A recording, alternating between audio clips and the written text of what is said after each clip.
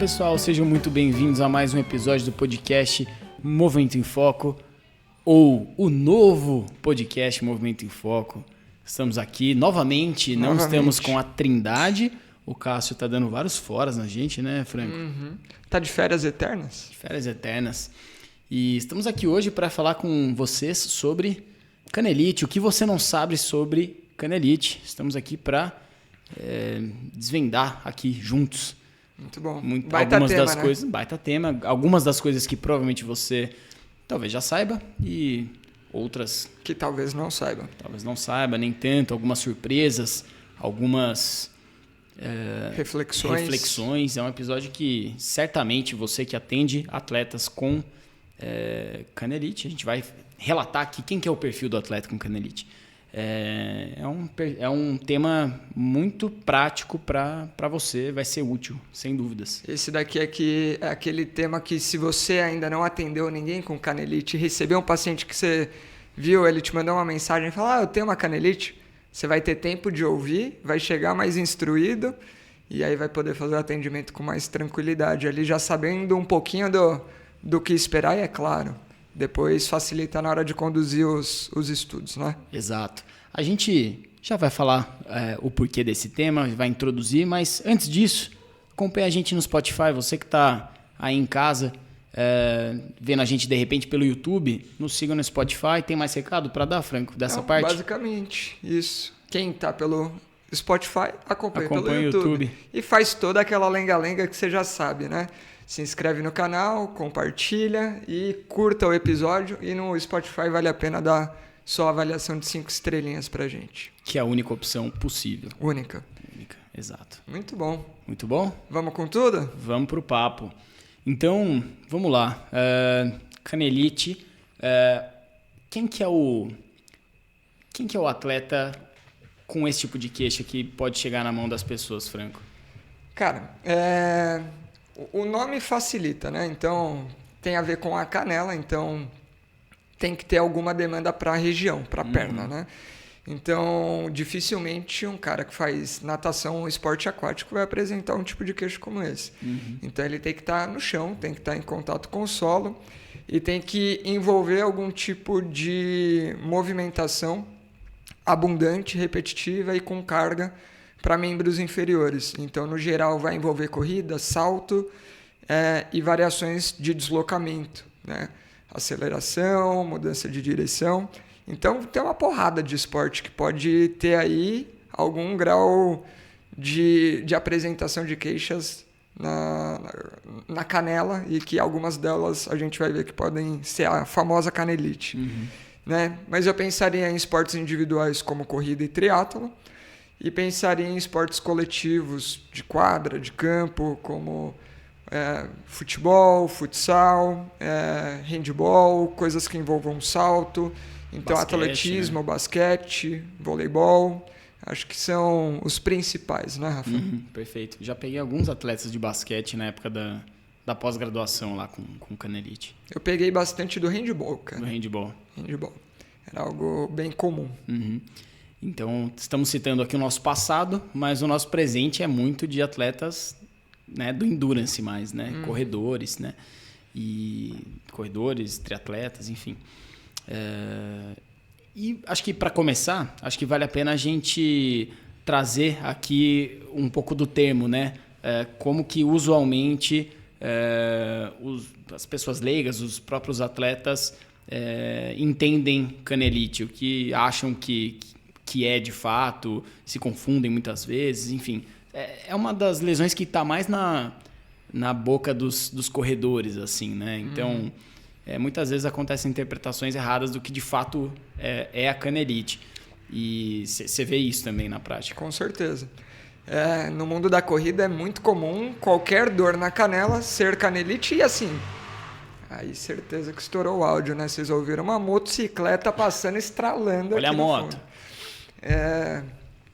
Motoqueiro não vai ter canelite porque geralmente quando ele trava o pé no chão ele tem mesmo uma fratura da tíbia. Uma fratura, Clássica. Outro tipo de lesão. Mas voltando, O que eu estava falando? Até me perdi. Eu estava tentando puxar aqui como os atletas, no geral, o entendimento entendem da canelite. Muitas vezes de forma correta, porque às vezes até já tiveram a oportunidade de sentir, se é que dá para chamar isso de oportunidade, né? Ou conhecem amigos que tiveram e sabem Foram convidados a sentir uma canelite. Ou sabem um pouco dos sintomas baseado em histórias de pessoas próximas, né? Mas muitas vezes acaba que o conceito que chega a eles não é o conceito correto. Mas assim, antes de entrar nisso, talvez eu fale um negócio que facilite esse entendimento, porque o perfil clássico do atleta que vai ter canelite não é o único, mas é o atleta que está iniciando uma atividade ou ele está saindo de um período de prática com um determinado volume, intensidade, geralmente aumentando esse volume e intensidade. Então, eu inclusive lembro que no esporte universitário, que a gente acompanhou por bastante tempo, era bem comum pegar aquela história típica. 2, 3 anos de cursinho, parado sedentário, às vezes tendo ganhado peso, mas sempre bem paradão, entrou na faculdade, começou a treinar e é meio que puxado para treinar todo e qualquer tipo de modalidade. O cara vai fazer futsal, handball, basquete e atletismo. Então o cara é um poliatleta, saiu do nada, começou a fazer tudo, tá vindo às vezes de um sobrepeso. E com esses esportes que a gente falou que tem muita repetição de sobrecarga para membros inferiores. Então era super comum esses atletas começarem depois de um tempo treinando, falando, puta, minha canela tá doendo, tô com muita dor na canela. E aí a gente via o típico desenvolvimento da canelite. Tanto que o pessoal brinca que é uma patologia, né, uma doença que afeta quem está começando geralmente, a doença do iniciante. Não é só isso, mas é bem comum. E aí, pensando nisso, é bem comum que se confunda, né? Então, qualquer situação que o cara está começando a treinar um esporte novo, ou aumentando o volume, intensidade, e ele começa a falar que está com uma dor na perna, aí já vão falar, não, é canelite. Ou ele mesmo já vai pesquisar um pouquinho, vai assumir que é canelite. E nem necessariamente é. Né? E aí, se você quiser puxar o que pode não ser a canelite mesmo... Perfeito. Bom, já que a gente está falando aqui que existe esse tipo de erro de conceito, muitas vezes, eu puxo aqui uma opção para quem quer chamar de dor na perna algo que não sabe. Vamos chamar de pernite, então, a partir de agora. Estou reconceituando as dores na perna. Você não sabe o que é? É uma pernite. Se vai ser uma canelite, uma pernalgia. Uma pernalgia. A gente vai discutir aqui se é ou se não é uma canelite, porque... Movimento em Foco lançando tendência de nomenclatura. Se você não está atualizado... Uma camiseta dessa, né? Então, vamos lá. Para a gente saber se essa pernite é de fato uma canelite, bom, primeiro, trata-se de uma dor na canela, certo? O que é a canela? Osso da tíbia, especialmente, é o que a gente quer dizer, osso da tíbia. Então, o que é o conceito da canelite que nos preocupa um pouco mais e que pode progredir, a gente vai falar sobre isso. É a dor, geralmente, na borda medial da tíbia, podendo também ser na crista anterior da tíbia, pode ter esse tipo de estresse. Geralmente terço distal, mas também possível de acometer terço médio, terço proximal, também vi poucas vezes, mas pode acontecer. O que comumente as pessoas chamam de canelite, sem saber exatamente, dor na face lateral da perna, que é uma região, se você está em casa tentando entender do que a gente está falando, palpa a sua perna, você vai sentir na parte interna dela osso, na parte externa músculo. Essa parte externa, músculo, é um músculo tibial anterior. Então, não só ele, mas... Não só ele, né? A gente tem ali extensores dos dedos, enfim. Um dos principais músculos, talvez o maior ali da face lateral da perna, é o tibial anterior. E essa dor nessa região lateral da perna, geralmente com características de queimação, de perna mais pesada, sente que até pode dar uma travada durante o treino. Geralmente a gente está falando de uma sobrecarga desse músculo tibial anterior e essa não é a canelite de fato. Então não estamos falando de parte óssea sendo acometida. Essa preocupa menos. Também pode limitar um tanto a prática, muitas vezes até de pessoas iniciantes. Então olha só, o perfil, o público que é atingido pela canelite também pode ser atingido pela sobrecarga do músculo tibial anterior ou dessa face lateral da perna, mas as características e sintomas são outras e a localização também. Temos outros tipos de... Uma que confunde bastante, confundir, né? Que está na região próxima e que às vezes vem como diagnóstico associado, mas na hora que você vai investigar clinicamente não é o foco da dor que incomoda o paciente, são tendinopatias da região medial ali de tornozelo-pé, principalmente tibial posterior. Então acho que é uma que, por estar muito próxima do osso, também às vezes dá uma confundida na percepção da pessoa e às vezes de quem está avaliando. E quase sempre, como o mecanismo de sobrecarga, depois a gente vai falar, ele pode ser até muito semelhante, então é comum delas virem associadas mesmo.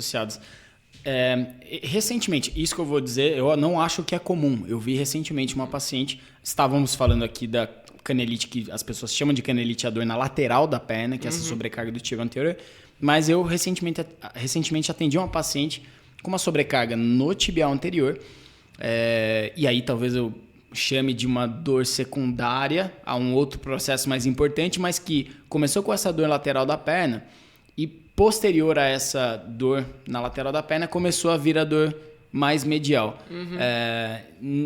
Acredito que não seja tão comum, mas acho que também pode acontecer esse tipo de coisa do corpo achando formas de correr ou e mudando estratégia muitas vezes, dado uma sobrecarga, mesmo sem um sintoma álgico, como era o caso dessa paciente, na região da canela, mas que começou com uma dor lateral. Isso eu nunca tinha visto, ou tinha visto poucas vezes. Eu acho que isso realmente pode acontecer, só que assim, vamos lá. Talvez a gente entre um pouquinho em mecanismo, não queria entrar agora, mas depois a gente volta. Mas basicamente, o mecanismo que gera uma dor que a gente está chamando de canelite, que até o termo técnico, já vamos falar se é o que a gente está falando, é uma síndrome do estresse, então é uma queixa de estresse microtraumático repetitivo, póstero-medial da tíbia. Então está naquela região ali, medial e um pouquinho posterior, então é o limite do osso, da canela, que é a tíbia, com os músculos que estão atrás dela.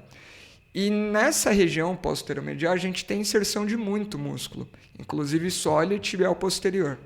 E o mecanismo que gera a sobrecarga dessa região, que vai causar ali a inflamação do periósteo, que é o que vai gerar o sintoma na pessoa, é um mecanismo que quase sempre envolve pronação e aumento de dorsiflexão. E é o mesmo mecanismo que também estressa esses tendões que passam rente ao malelo medial, como, por exemplo, o tibial posterior. Então, aquela fase de apoio afundada, gerando maior flexão e projeção anterior da tíbia com maior pronação do pé. Então, nesse caso, o mecanismo é o mesmo para os dois. Então, é fácil vir confundido. No caso do tibial anterior, o mecanismo não é o mesmo. Geralmente, é hipersolicitação muscular dessa região. E nessa hipersolicitação muscular, geralmente a gente tem aquele overstride bem significativo, um aumento da passada lá na frente, com muita puxada do antepé, solicitando bastante essa musculatura. Então, não necessariamente as coisas vêm juntas, mas pode existir aquela pessoa que aumenta a passada, puxa pra caramba e hipersolicita essa região por aumento da dorsiflexão, e na fase de apoio afunda, desaba, gerando um mecanismo que leva a sobrecarga medial da tíbia. Então é possível. É possível. Ou até numa própria fase de apoio, então, em que, além de afundar e gerar sobrecarga ali medial na tíbia, afundar, uma pronação às vezes ativa, né? O que também chamaria o próprio tibial anterior. Né?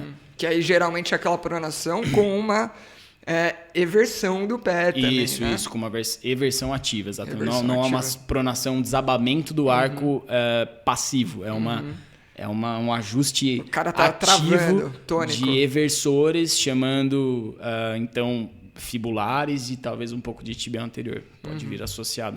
Mas eu lembrei dessa situação, que não é a mais clássica da gente ver, por conta disso. Essa paciente que eu atendi recentemente começou primeiro com essa queixa em tibial anterior, e tíbia medial nunca tinha sido uma queixa, e 1-2 semanas depois passou a ter essa queixa medial na própria tíbia mesmo. E mesmo antes de ter a queixa na tíbia, os músculos ali próximos e que geralmente sofrem com o mesmo mecanismo da canela não estavam sofrendo ainda, o tibial posterior, o sóleo, então um caso diferente, né? Mas o mais comum, de fato, é a gente ver essa sobrecarga medial ali, seja estrutura óssea ou de periósteo, né? E também músculo tendine ali da parte medial. Cara, já que falou de mecanismo, por que esses esportes costumam gerar esse tipo de sobrecarga? Então, geralmente a gente tem ali uma pessoa que está saindo de um estado de homeostase e indo para um outro onde ela tem muito mais desafio corporal com sobrecarga para o membro inferior, como a gente disse, envolvendo apoio, propulsão. E às vezes hipersolicitando a região, então um tipo de patologia que vai responder lá na característica microtrauma de repetição, água mole, pedra dura, tanto bate até que fura, com um corpo menos preparado para esse estresse. Então existe isso sim. E é por isso que o volume que ela estava fazendo e o volume atual é tão importante. É uma das coisas que deflagra. Sobrepeso tem chance maior de desenvolver esse tipo de queixa, como a gente está falando. Esportes com salto vertical, com muito salto, tem maior risco de desenvolver também. Então, no atletismo, salto triplo, salto em altura, tudo isso tem maior chance de desenvolver. E o que acontece é que quando a pessoa vai executar esses movimentos, muito provavelmente, além do impacto, vem associado esses desalinhamentos que a gente falou. Então, tem um fator mecânico que contribui. Ele não é causal, definitivo, mas ele contribui. Que é, como a gente disse, o maior tempo de contato, gerando afundamento e aumento da dorsiflexão. Então, tira a tíbia daquele vetor axial e coloca ela num vetor de flexão, de carga de flexão, que se a gente imaginar a tíbia não como um osso, mas como uma borracha, na hora que ela vai para frente, a tendência é de ter um estiramento posterior e maior tração muscular e dos tendões que se inserem na face posterior da tíbia. Então, a gente já tem maior tração do periósteo. E isso associado com o fato de poder vir associado àquela pronação, como a gente falou. Então, maior tração medial do periósteo. E tem um outro fator, porque terço... A tração medial e a tração anterior na tíbia pela posição fletida também. Tração posterior pela flexão. Isso, tração posterior dos músculos posteriores, mas pensando na estrutura óssea, o osso recebendo essa carga oblíqua, a região anterior ali... Tem compressão. Posterior compressão. Anterior compressão. Flexionei, o pé está indo para cá. Carga está vindo para frente, certo? Tração posterior. O osso de borracha ele faz isso, né? Imagina ele como mais colágeno do que mineral ósseo. Precisamos discutir isso. Não, o pé apoiou, foi para frente, vetor de flexão. Tira todo o mineral ósseo do osso. Para onde ele vai? Para cá. Tá bom. Onde que foi tracionado? Onde que ganhou comprimento posterior? Certo? Então é compressão anterior, principalmente embaixo, maior compressão, e em cima, maior tração. Beleza. Certo? Por enquanto, sim. Não, depois a gente volta se precisar. Mas a tendência é essa. E tem o fato de... Por que não no terço proximal, é mais no terço médio e distal? Carga do corpo, né? Quanto mais embaixo, mais suporte de peso corporal. E a conformação, a forma da tíbia também favorece a isso. Ela próxima do joelho é um pouco mais larga em área e ela vai reduzindo em área conforme vai chegando lá perto do tornozelo e do malelo. Então a gente tem também menor área para lidar com esses estresses, né? Então tem vários fatores que contribuem e fazem a carga parar um pouquinho mais ali embaixo, né? Terço médio e distal, do que lá em cima, terço proximal. Parou Boa. na discussão aí da tração? Não, isso aí vai... Depois a gente conversa. Mas... Não, boa. Acho que definido. E aí acho que fica claro para quem está ouvindo que, enfim, a região ficou clara. Os mecanismos estão envolvidos em diversos esportes, envolvendo algum tipo de repetição. Alguns que vão se... O tipo de mecanismo vai se repetir mais, outros menos, mas enfim... E agora, eu acho que talvez valha a pena a gente falar até da questão recuperação e estímulo. Sim. Entendeu? Um pouco dessa parte fisiológica. O que vale a pena entender é que o corpo, sempre que pratica uma atividade física, ele precisa do estímulo, mas ele precisa de um tempo de recuperação para esse estímulo. E tecidos diferentes precisam de tempos diferentes. Então, a adaptação, a gente já falou talvez em alguns episódios que o que se espera de uma adaptação neural talvez seja em um tempo, muscular em outro tempo, tendão em outro tempo, osso em outro tempo. Então, quando você tem esse aumento súbito e muito provavelmente não só o aumento, mas com redução do tempo de espaço entre um estímulo e outro, não vai dando tanto tempo para aquele periósteo e para o próprio osso se recuperar. Então ele vai acumulando mais estresse e mais microlesões ali, que a tentativa do corpo de resolver essas coisas, no geral, é provocando uma pequena inflamação local para sinalizar uma reparação posterior. Então vai ficando naquele estado que inflama um pouquinho, não dá tempo para recuperar, inflama em cima da inflamação e não dá tempo, e aí vai desenvolvendo o que provavelmente é o componente inflamatório, que é a tal da periostite. Né? Quanto mais se persiste nisso, pior pode ser o cenário. Exatamente. Então a gente vai sendo de uma situação em que o periósteo está inflamado, está sobrecarregando, não tem recuperação suficiente ali frente ao estímulo, que é repetido, e essa inflamação no periósteo pode ir avançando até acometer de fato o osso. Aí a gente tem uma situação de um edema ósseo, em graus diferentes, leve, moderado, atingindo medular, e a gente pode ter a situação em que temos um traço de fratura. Não é uma fratura macro, não é uma fratura geralmente, depende da região, mas falando de tíbia, geralmente não é visível em radiografia.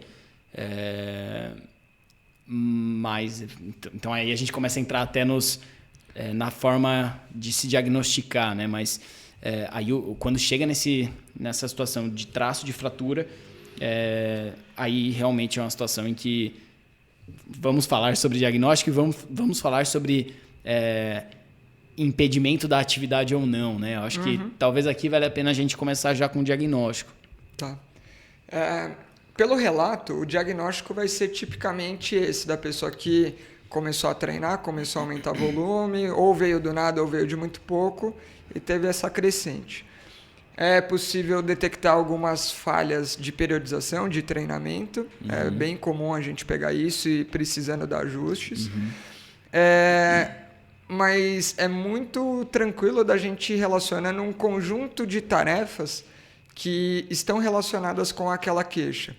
Então a pessoa consegue correlacionar que é associado com a corrida, às vezes mais especificamente com a corrida numa intensidade específica, numa situação específica. Eu lembro no pessoal do atletismo, assim, de acontecer de a curva é sempre para o mesmo lado, uma perna desenvolver mais desse tipo de sobrecarga e a queixa vir relacionada com isso. Relacionado ao basquete, peguei pacientes com queixa relacionada à aterrissagem de bandejas, em que a aterrissagem é unilateral, geralmente. Ela é unilateral. Na teoria, o jogador de basquete ele acaba aterrissando com as duas, mas dependendo da posição que ele joga em quadro, ele acaba tendo uma sobrecarga sempre mais para um lado que para o outro.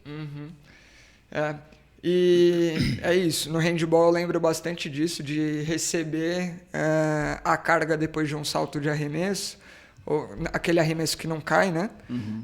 Ou então na corrida de aceleração. Eu lembro bastante dessas situações, e aí também geralmente preferencial em mais uma perna do que na outra.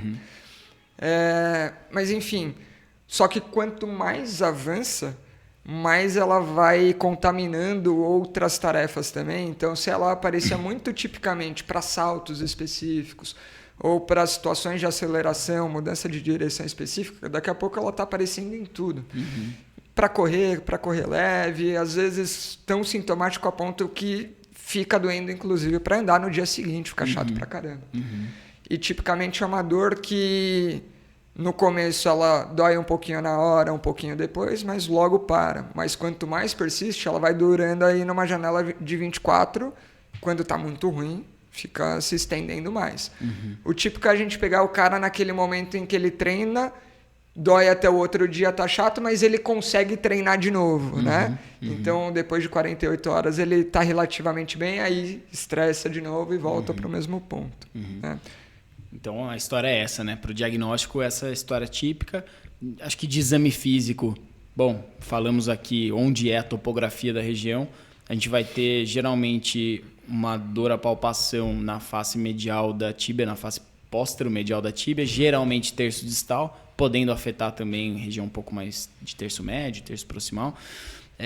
Não só a borda, mas a própria face medial da tíbia pode estar dolorida, a crista anterior também. Às vezes, muitas vezes associado, então, como a gente disse aqui no início, a sobrecarga de outros tecidos próximos. Então, você vai pegar também uma dor muscular uma ali dor de mais sólido. muscular, de sólido e tal. Então, essa diferenciação no exame físico é uma coisa legal de fazer também. E acho que uma outra coisa na hora de examinar a topografia ali é que, assim, não dá para fazer aquela correlação absoluta de gravidade, mas quanto mais avançado, maior a tendência de ter uma inflamação com edema. Então, quando você começa a palpar e nota que deforma ali a região da póstero-medial e também ali da face da tíbia, você vai começando a entender que também tem um pouquinho de edema já instalado. Então, talvez seja um ponto um pouquinho mais chato, né? E a própria evolução, aquilo que a gente quer mais descartar com um paciente desse com a gente no exame físico é tentar descartar a fratura. E tem coisas na história que podem auxiliar nisso. E no exame físico, quanto mais focal a dor, ou claramente a gente tem níveis de dor importantes, periféricos, mas tem um epicentro ali que a intensidade da dor é muito mais importante na região da tíbia. E aí isso pode já levantar bastante nossos olhos para uma possibilidade maior de uma fratura por estresse ali.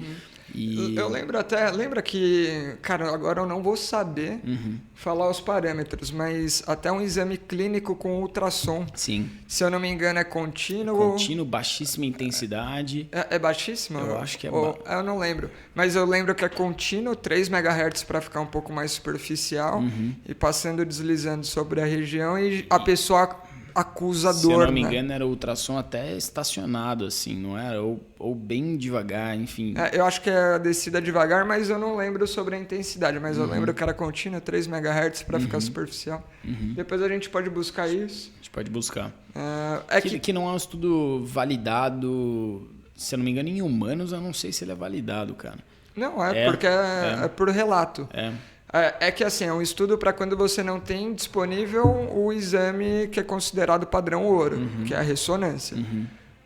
Então ele te livra ali de algumas situações, te ajuda numa tomada de decisão, mas hoje em dia a gente não precisa muito fazer isso, porque no nosso público eles têm relativamente fácil acesso ao exame quando precisam. Então, até por isso eu esqueci. Antes, quando era o público universitário, era algo importante. Sim. E acho que tem coisas no relato da história que já vão também levantando a nossa atenção. Você já trouxe alguns desses pontos. Que, enfim, no início é aquela dor que tem uma intensidade no primeiro dia, depois no segundo dia já está um pouco melhor, o terceiro dia ele consegue treinar e volta a ter esse pico de intensidade. Beleza, talvez não seja um grau tão avançado ali. Dificilmente nessa situação a gente vai estar falando de uma fratura por estresse. Mas, quando ela começou a cascatear para outras situações, até do dia a dia, caminhando, sentindo. O que eu já vi muitas vezes, e não é tão incomum, a pessoa está sentindo, não é uma intensidade tão absurda no dia a dia, mas ela, logo no início da corrida, está sentindo já uma intensidade razoável, alta, já no início da corrida. E quando você vai ver essa corrida, geralmente é claudicante. Então, inclusive, já vi situações em que a intensidade da dor não era alta, mas a corrida estava claudicante. Então, a percepção do paciente do ponto de vista álgico era até que assim eu consigo correr. Mas ele estava com uma estratégia de total evitação. De total evitação. Geralmente, estratégia de total evitação, e isso eu estou dizendo para canelite, no caso, fratura por estresse na tíbia, mas já vi em outras situações de fratura por estresse. Fratura por estresse no quadril, cheguei a ver também. Então, estratégia de evitação. Enfim, é claro que você não vai expor todo e qualquer paciente para uma corrida, mas é claro, aquele paciente que já vem correndo, você está naquela dúvida, 1 minuto na esteira, não você já mata a dúvida. Você já mata a dúvida, fala, cara, vai fazer um exame que a gente vai provavelmente ver algo aí. Então, clinicamente e pela história, tem como a gente já suspeitar mais ou menos, né? E aí acho que vale a pena falar coisas na história que talvez te joguem numa suspeita de talvez não seja canelite. Então, o relato típico é esse de começa a treinar, tá desaquecido, dói, aqueceu, melhora um pouquinho, volta a doer ou ao final, né, quando já está meio cansado, fadigado, ou no pós-treino, né, um não exclui o outro. É típico. Mas outros diagnósticos, a fratura por estresse, geralmente ela não diminui, né, tipo, diminui muito pouco, não tem essa acomodação. Geralmente vem acompanhada com essas estratégias antálgicas mais claras. Mas tem outras coisas que pode ser uma síndrome compartimental crônica, por exemplo, é um diagnóstico diferencial, que inclusive só a ressonância não basta para ter o diagnóstico. O relato da pessoa vai sendo mais parecido com a sobrecarga muscular, no sentido de sentir a perna pesada, a perna travando, às vezes dificuldade sensitiva, vai começando a sentir parestesia, perda de sensibilidade, e perna pesada a ponto de não ter mais responsividade, parece que o pé morreu. E é aquele negócio que, se não chega nesse ponto, né, tão drástico, ela tem vontade muito grande de dar uma alongadinha, mexer o pé. Depois de alguns minutinhos parados, melhorou, ela consegue voltar e geralmente depois de um tempo volta o mesmo sintoma, não na mesma situação, na mesma intensidade, mas fica aquela corrida entrecortada, que tem a dor, tem a dor, e a pessoa não consegue progredir. Dificilmente a canelite responde tão assim. Geralmente tem aquela dor inicial, acomoda, ele consegue seguir o treino, mesmo com desconforto razoável, mas consegue seguir. Legal. E assim, só para quem está ouvindo, acho que vale a pena. Descrevemos aqui um pouquinho da fisiologia por trás da sobrecarga da canelite, e o Franco citou um diagnóstico diferencial, que é a síndrome compartimental. Citou os sintomas. E por que esses sintomas acontecem, então, né? A gente está falando de geralmente um aumento de pressão em um dos compartimentos da perna, anterior, posterior, e então esse aumento de pressão gera um hipofluxo mesmo. Um hipofluxo ali, vascular, enfim, neural também, né? Acaba, assim, se a gente lembrar os compartimentos, eles são limitados pelas fáscias. Se você tem uma hipersolicitação muscular, principalmente de um músculo que não deveria ser solicitado daquela maneira, metabolicamente a região fica estressada e aumenta sutilmente aquela pressão. E começa a própria pressão do compartimento hipersolicitado começa a ficar um pouco mais rígido e obstruir ou reduzir o fluxo sanguíneo para aquele compartimento. Então a própria pressão dificulta o fluxo sanguíneo.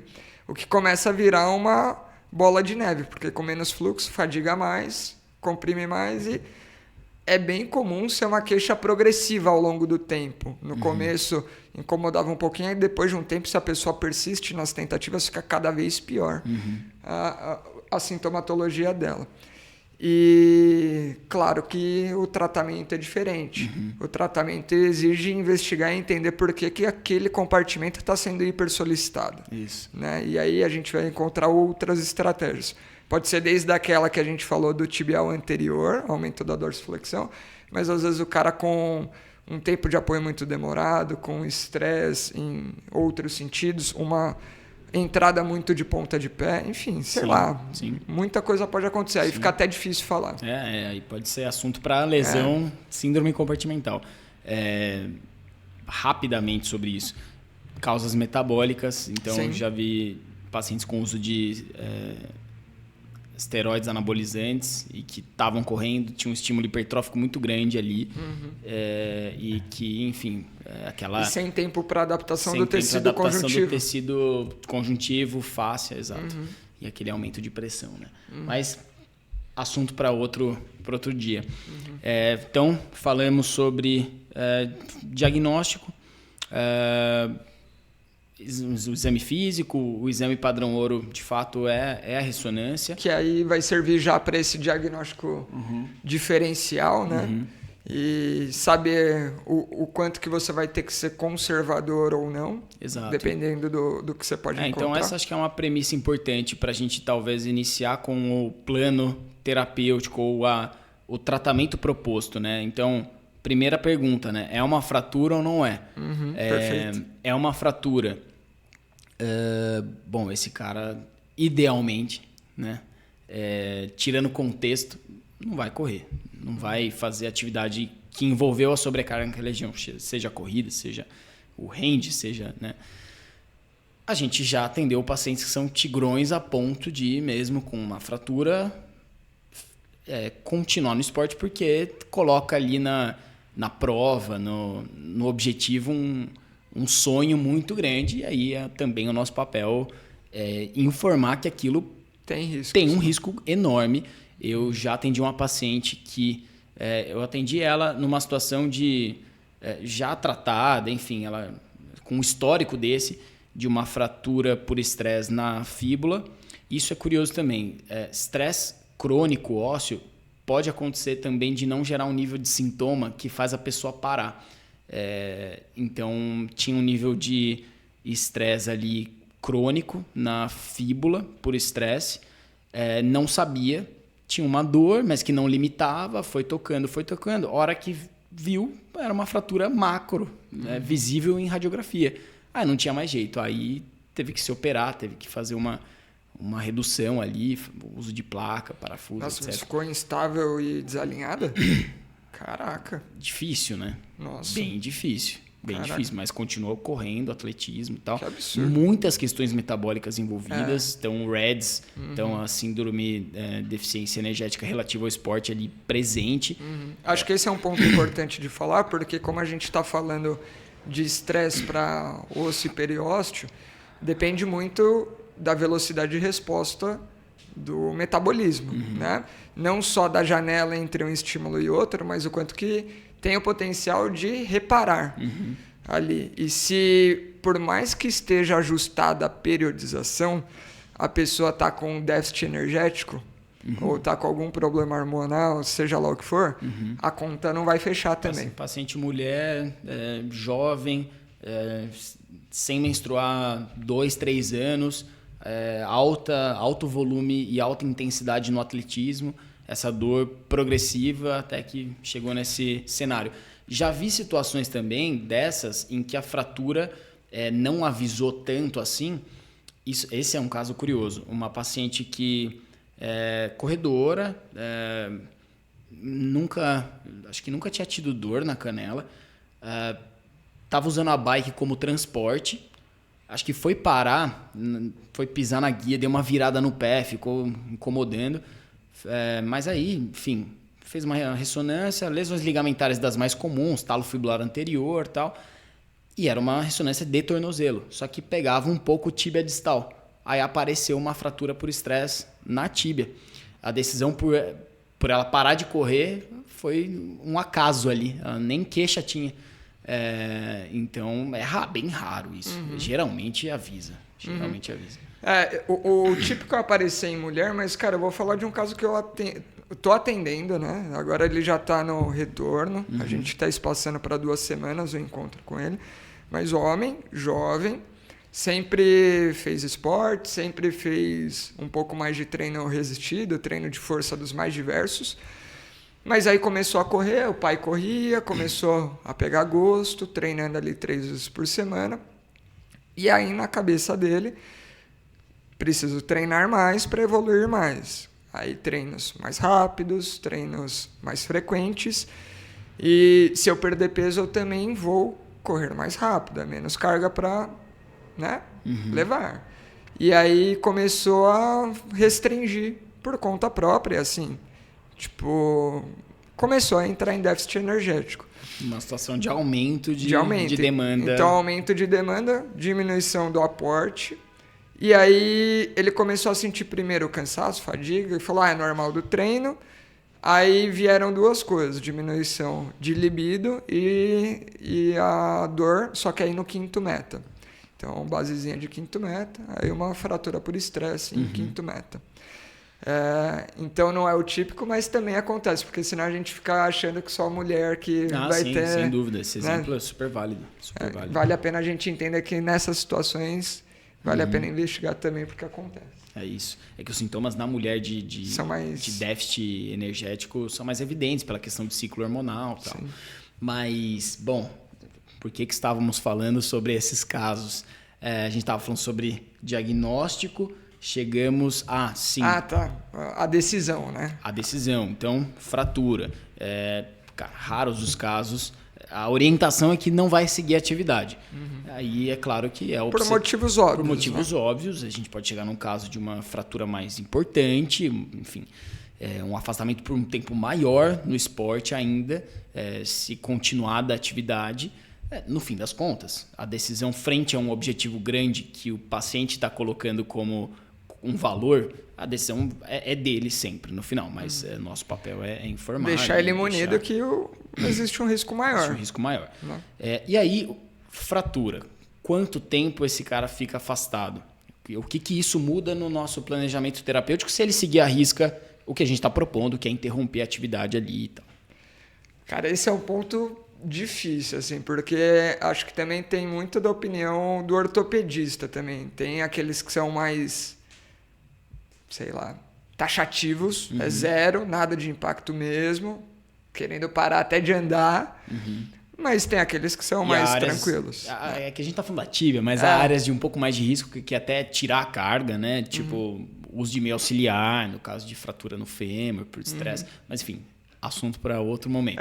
Vamos focar na tíbia. Mas assim, a principal preocupação é tirar o mecanismo principal nesse caso, porque não é uma área com grande dificuldade de consolidação, dificilmente vai gerar uma fratura com instabilidade, né? Então a fratura tende a ser mais superficial e sem grandes repercussões, né?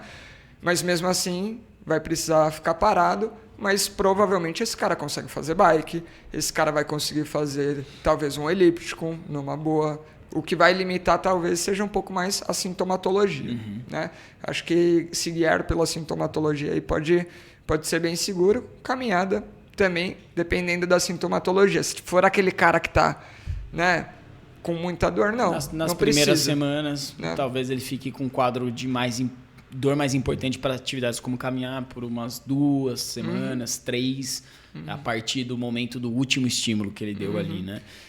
E aí acho que é bem seguro pensar naquela janelinha de 6 semanas, 8 semanas. 6, 8 semanas para uma consolidação. Isso. E ali de 8 em diante, um retorno já mais interessante em relação a impacto, estímulos e coisas que vão em direção da demanda esportiva da pessoa. Sim. Né? Mas com manejo de sintomatologia, acompanhamento do profissional, acho que é um cenário que, no geral, vai bem. Perfeito. E aí, claro, ortopedistas mais ou menos conservadores, alguns vão dizer daqui 6 semanas você repete o exame. Não é padrão. Geralmente, acompanhando clinicamente é o suficiente. A gente não precisa... Inclusive, é comum ainda, depois de 8 semanas, ainda ter algum tracinho ali, o que não significa que ela não está em processo de consolidação e nem que ao se retomar gradualmente o impacto, aquele processo vai voltar a piorar, enfim. Não, e acho que um ponto importante de lembrar é que o osso ele depende do impacto para um melhor metabolismo e consolidação. Então, ficar, sei lá, 12 semanas afastado sem nenhum estímulo não é mais vantajoso do que esse retorno que a gente falou, baseado aí nesses critérios e tomando como referência um pouco do próprio relato de dor do paciente. Então, você estimular na dose certa vai ser até melhor para o osso. Legal. Agora uma pergunta fugindo, mas não muito, e somando o episódio nosso sobre terapia de onda de choque. Já chegou a atender paciente que fez terapia de onda de choque?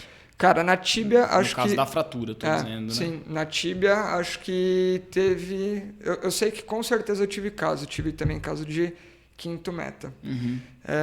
Tanto fratura traumática, mas sem desvio, tratamento clínico, conservador, e num momento um pouco mais tardio, para estimular a reparaçãozinha final, foi feita.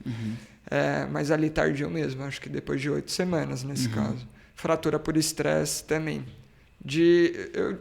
Eu acho que talvez... Eu lembro de ter feito, mas acho que 1 ou 2 casos. Eu cheguei a atender pacientes com médicos externos que chegaram a fazer, inclusive não tão tardio assim. Então, a partir do diagnóstico... Mas fratura traumática?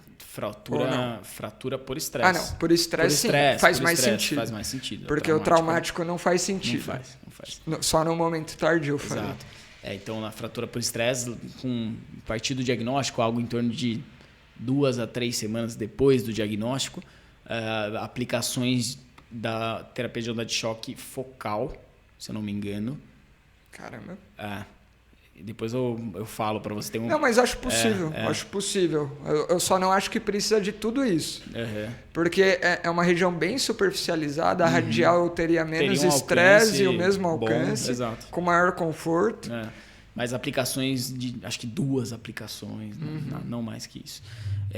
Também ortopedista um pouco mais conservador, acompanhando por ressonância novamente para ver se de fato estava ok.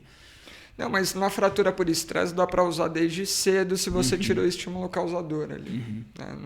Não é uma barreira. A questão é que fica, talvez, isso na prática muda o tempo recomendado para esse indivíduo voltar a ter impacto? Cara, a gente precisaria pegar isso tudo para ter certeza e falar no caso da fratura por estresse, mas é uma indicação de uso. É uma indicação de uso, perfeito. Beleza, então, afastamento completo.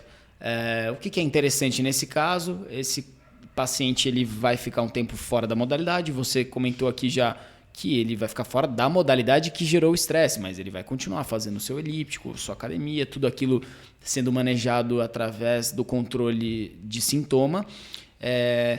E o nosso papel na físio com esse paciente. Talvez nas primeiras semanas... Cara, fala do típico da físio, que costuma ser só o incremental de volta. Eu acho que esse é um ponto importante. E que isso não exclui a chance de uma recidiva de uma lesão semelhante. Perfeito. Assim, o típico da físio. A gente vai ter um papel no controle álgico nesse primeiro momento. E aí é aquilo, né? O paciente vai ter talvez aquela dor mais importante nas primeiras 2 semanas.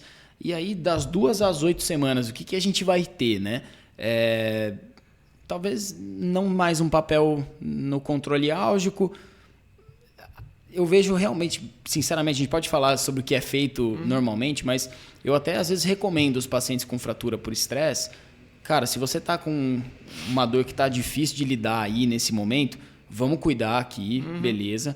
A gente te ajuda nesse momento, te orienta em relação ao exercício, que não vai expor a nenhum tipo de carga maior nessa região. Mas uma vez que essa dor meio que está resolvida para o que você precisa fazer nesse momento, que não inclui a atividade ainda, cara, a gente vai se ver mais para frente. Geralmente é o que eu costumo orientar. A gente vai se ver mais para frente, sei lá, 2 ou 3 semanas mais próximo ali de voltar, porque a gente vai querer trabalhar aspectos relacionados a mecanismo, então aspectos posturais e de sustentação, e que geralmente tem relação com a sobrecarga na canela, e mais próximo ainda do retorno à corrida, um incremento gradual de impacto, se possível, e as recomendações de periodização nesse começo. O que você vê geralmente acontecendo tradicionalmente? Não, acho que o mais comum é isso. É o retorno progressivo de acordo com o sintoma, e vai resolver o sintoma, se você respeitar o tempo e incrementar aos poucos. E deu o prazo, segue, volta para a sua atividade. O que não exclui o fato de poder ter uma recidiva ali. E aí você pode ter a recidiva simplesmente porque as características mecânicas permanecem lá e não foram corrigidas. Assim como você pode ter a falha de não ter diagnosticado não só a parte mecânica, mas as outras coisas que podem estar desajustadas de treinamento e de déficit energético que possa ter para essa pessoa. Então, por isso que é importante, nesses casos, ter uma atenção para a parte geral da vida da pessoa e de como que ela vinha fazendo estratégia de alimentação, treinamento, Perfeito. suplementação. Perfeito. Isso já dá para ser feito nesse período aí que ela vai ter off da modalidade. Exato. Então, acho que o momento certo de acertar é nesse começo. Aí, se isso foi acertado, dá para realmente espaçar um pouquinho e depois voltar a se ver. O que é diferente da canelite. Né? Na canelite, pode ter influência desses aspectos metabólicos e tudo mais, mas o risco disso já não é tão grande e acaba trazendo um pouquinho mais de peso, talvez para a parte um pouco mais de treinamento e um pouquinho mais da periodização e mecânica mesmo. Né? E aí, desde cedo, dá para ir corrigindo essas coisas. Né? Seria o legal não só nos momentos que precisa cuidar do sintoma, mas já ir ajustando para no momento que você for incrementar de novo o estímulo. Porque acho que não vai precisar retirar o cara da atividade por completo. Você vai fazer mais um manejo. Né? Até acho que uma coisa que é isso, o que eu costumo fazer do ponto de vista de periodicidade. Com qual frequência esse cara seria interessante ele estar na físio, um indivíduo com a fratura por estresse. Aquelas primeiras semanas, controle álgico, se necessário e tal. Aí a gente tem esse período em que ele está saindo de uma situação de uma dor mais importante até o momento final ali que ele vai estar mais próximo de voltar para a atividade. Nesse período ele vai fazer um controle orientado, muitas, se possível, né, com outros profissionais envolvidos aí então, né, então médico do esporte, nutricionista, para controlar bem essa parte metabólica também.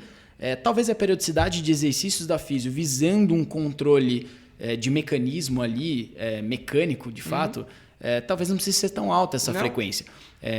Então a gente está querendo melhorar a sustentação, a gente está querendo melhorar aspectos relacionados a alinhamento. Essa frequência não precisa ser alta, até porque você não vai estar podendo, na sessão com ele, fazer muita coisa do ponto de vista de correção na própria atividade.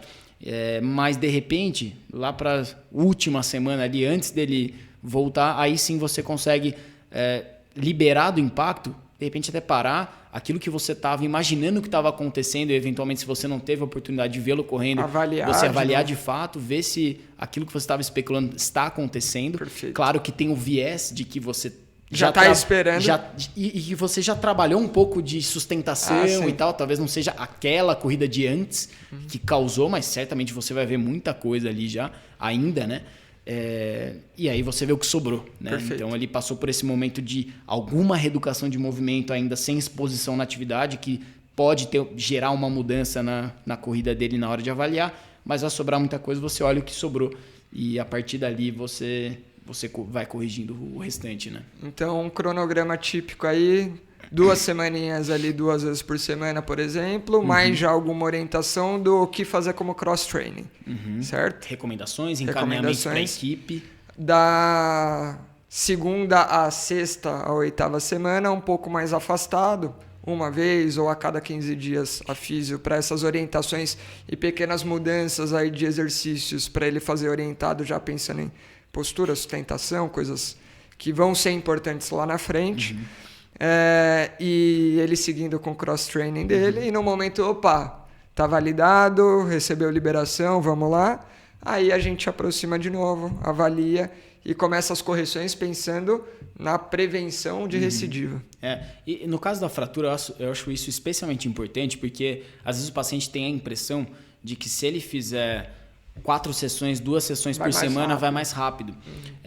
Tem lesões que isso pode acontecer? Tem, porque a sobrecarga está muito relacionada ao mecanismo pura e simplesmente. E a integridade do tecido está ok ainda, né? Uma canelite e tal.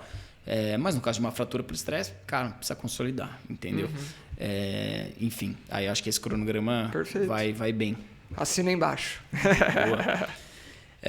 Bom, já falamos um pouco sobre tratamento, fomos emendando, né? Agora eu acho que vale falar, a gente falou do o que não é só a canelite, a gente foi para o caso extremo, né?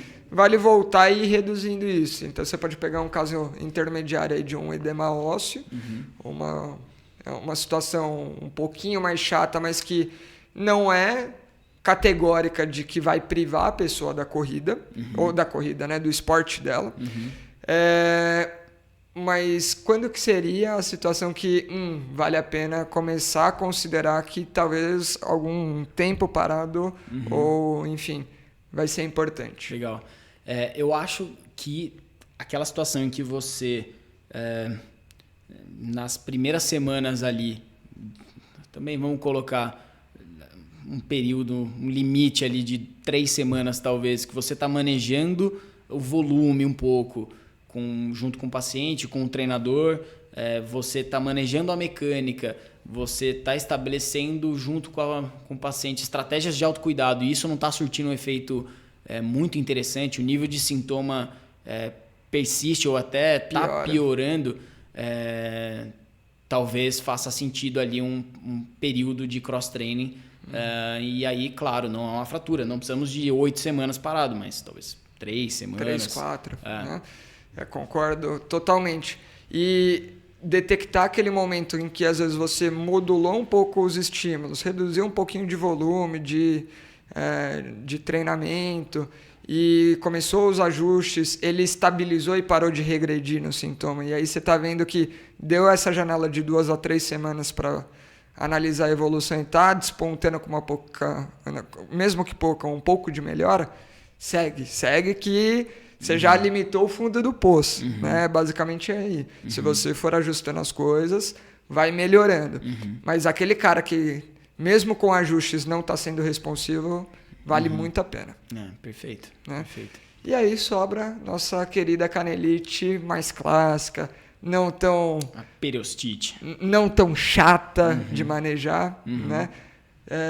Cara, eu peguei um caso de 16 anos de dor, né? Que aí a gente pode chamar de canelite, era bem posteromedial, com várias tentativas, várias coisas, acompanhamento, e que esse paciente até fala, cara, depois que começou a cuidar assim, foi a única vez que deu resultado. Aí, tipo, o cara adora, né?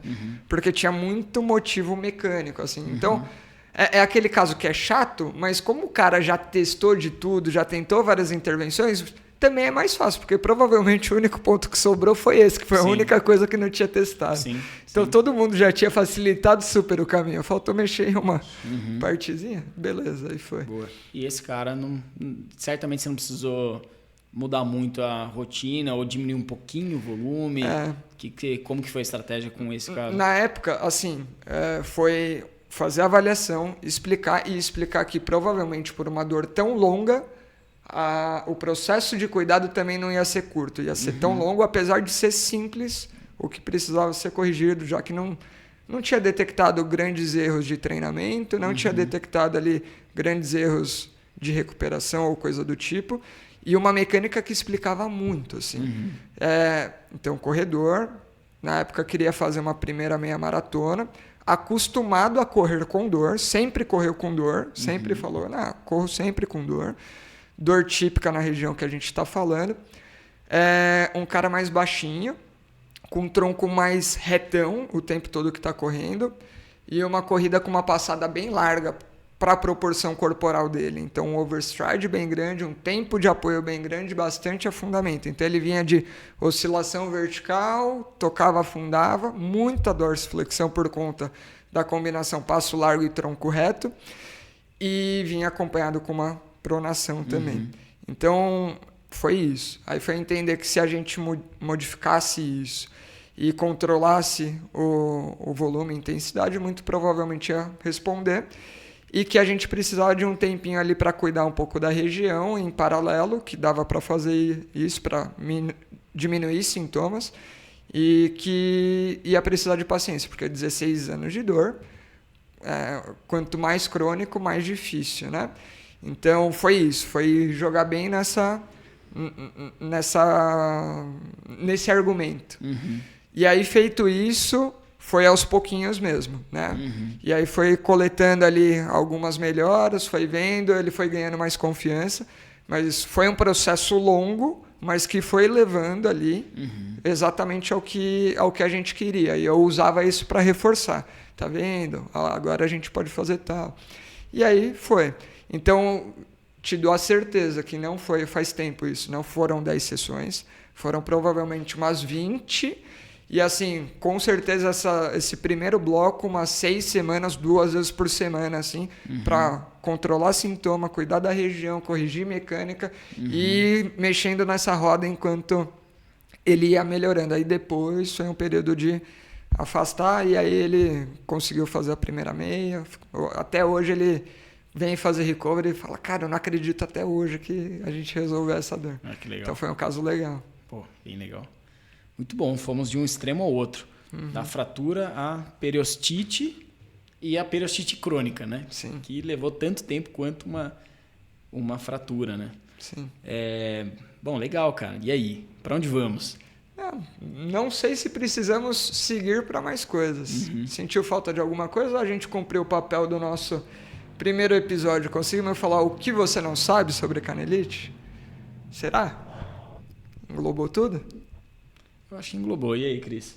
Englobou? Tudo certo? Tudo certo, né? Eu tava com mais alguma coisinha na cabeça, cara. Bom, vamos... Se lembrar, a gente faz um adendo aí no próximo episódio. Fechou. Boa. Muito bom. Muito bom. Foi bom, hein? Gostei. Por mais episódios assim também? É isso. É bom falar da patologia, né? E de como manejar. Muito bom. Pessoal, encerramos aqui por hoje. O Rafa vai fazer as considerações finais. Mas eu vou fazer aquele convite especial. Se você está acompanhando a live, para qual câmera eu aponto? Porque agora tem muitas câmeras. A gente tá chique para essa daqui. Então, se você gostou desse tipo de conteúdo, vem, acompanha mais nossos conteúdos e venha fazer parte dessa mesa. Hoje você está sentado aqui pertinho de mim, né, no ombrinho do Rafa. Vem fazer parte do Clube do Movimento e seja nosso apoiador. QR Code aí na tela, faça parte do nosso Apoia-se. É isso.